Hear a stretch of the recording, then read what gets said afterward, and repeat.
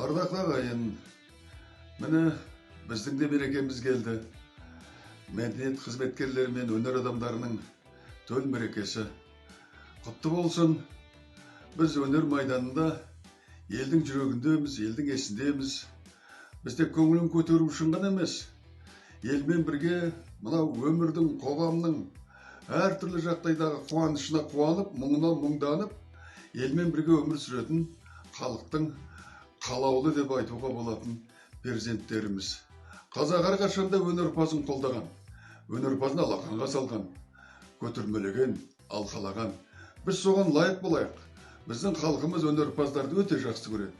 Біз де халқымызға деген ұлы махаббатымыздан арылмайық, оны керісінше үдете түсейік. Мәдениет қызметкерлерінің мерекесі құтты болсын. Құрметті өнер менен мәдениет саласының майдангерлері, сіздердің бүгінгі еселі еңбектеріңіз келер ұрпақтың рухани байлығының іргетасы, ұлттық санасының қалыптасуы, жан дүниесінің шырайлануы. Мерекелеріңіз құтты болсын.